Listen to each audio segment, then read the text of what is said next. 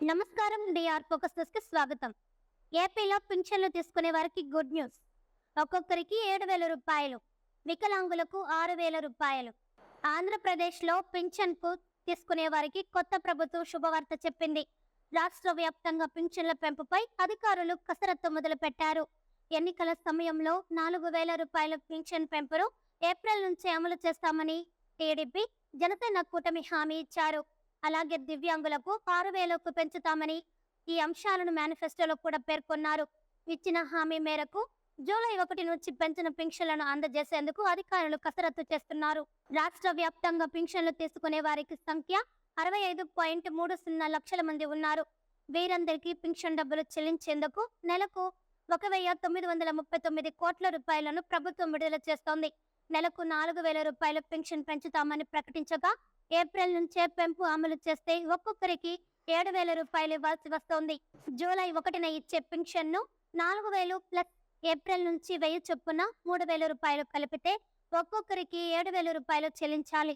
అలాగే దివ్యాంగులకు 6,000 రూపాయలకు పింఛన్ జూలై 1 నుంచి పంపిణీ చేయాలని, దీనికి 4,400 కోట్ల రూపాయలు ఖర్చవుతుందని అధికారులు ప్రాథమికంగా ఓ అంచనాకు వచ్చారు.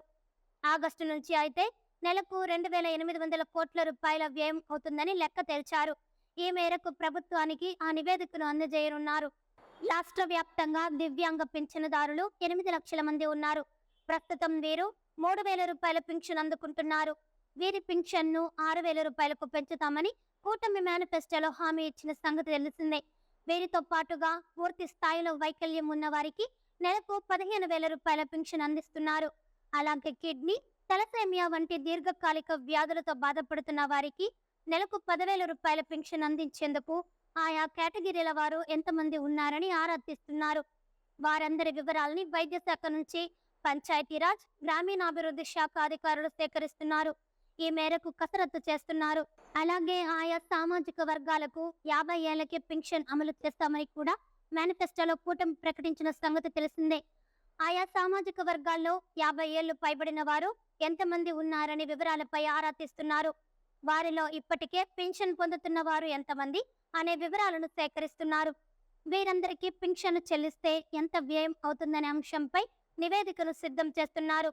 పింఛన్లపై పక్కాగా అంచనాలను సిద్ధం చేసిన తర్వాత అధికారులు ప్రభుత్వానికి నివేదికలు అందజేస్తారు. జూలై 1 నుంచి పెంచిన పింఛన్లను పంపిణీ చేయనున్నారు. ఈ వీడియో కనుక మీకు నచ్చినట్లయితే లైక్ చేయండి.